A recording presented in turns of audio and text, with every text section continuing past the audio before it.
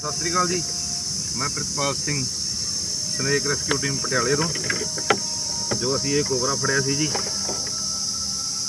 ਇਹ ਦੇਖੋ ਜੀ ਨੇ ਹੁਣ ਆਪਾਂ ਵਾਤਾਵਰਨ ਦੇਖ ਲਿਆ ਜੀ। ਹੁਣ ਇਹ ਰੁਕਦਾ ਨਹੀਂ ਹੈਗਾ, ਬਹੁਤ ਹੀ ਜ਼ਬਰਦਸਤ ਬਰਾਊਨ ਕੋਬਰਾ ਹੈ ਜੀ, ਜਿਹਨੂੰ ਹੁਣ ਆਪਾਂ ਇਹਦੀ ਰੀਅਲ ਦੁਨੀਆ ਦੇ ਵਿੱਚ ਆਜ਼ਾਦ ਕਰਨ ਵਾਸਤੇ ਆਏ ਆ। तो ਦੋਸਤੋ ਸਾਡੀ ਕੋਈ ਕਾਪੀ ਨਾ ਕਰੇ। ਇਹ ਦੇਖੋ ਜੀ, ਇਹ ਜਾ ਰਿਹਾ ਆਪਣੀ ਰੀਅਲ ਦੁਨੀਆ ਦੇ ਵਿੱਚ। ਇਹ ਗਿਆ ਜੀ।